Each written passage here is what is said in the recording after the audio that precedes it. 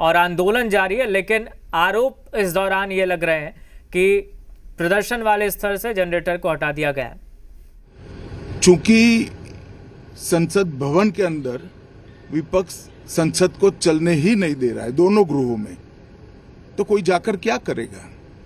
जहां तक चर्चा का सवाल है, सरकार की ओर से किरण रिजिजू जी ने, जो हमारे पार्लियामेंट्री अफेयर्स मिनिस्टर है, उन्होंने बहुत स्पष्ट कर दिया है कि जो नीट आंदोलन के छात्र प्रदर्शन पर सभी प्रकार की चर्चा करने के लिए सरकार तैयार है और चर्चा के लिए समय सुनिश्चित किया जाए और विपक्ष तैयार हो जाए। पहले तो ये यही मांग कर रहे थे, हमने हाँ बोल दिया। मेरी ओर से भी मैंने कह दिया है कि मैं किसी भी सवाल का जवाब देने के लिए संसद में तैयार हूं, मगर वो चर्चा ही नहीं होने देना चाहते।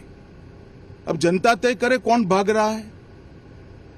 आज भी मैं कहता हूं, आज 3 बजे तक स्पीकर साहब को वो पत्र दे दे। 3 बजे से लेकर कल 3 बजे तक सभी प्रकार की चर्चा के लिए हम तैयार हैं।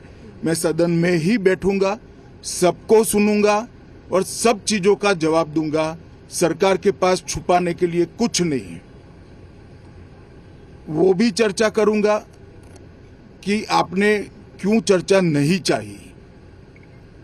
भारतीय जनता पार्टी की मोदी जी के नेतृत्व में सरकार, एनडीए की मोदी जी के नेतृत्व में सरकार हर चीज पर चर्चा के लिए तैयार है। संसद वो चलने दे बस। आज मैं चैनलों के माध्यम से इन विपक्ष को कहना चाहता हूं कि आप एक पत्र 2 बजे तक लिखकर दे दीजिए स्पीकर साहब को। 3 बजे से चर्चा चालू कर देंगे और कल 3 बजे मैं जवाब दे दूंगा सारी चीजों का। संसद में चर्चा करने के नियम बने हैं, तरीके बने हैं। अब मुझे कोई कहता है कि आप एक स्टेटमेंट दे दो। इतने गंभीर मसले पर इस तरह से चर्चा नहीं हो सकती है। शायद आपके पद्धति में होगा, मगर संसदीय पद्धति ये नहीं है।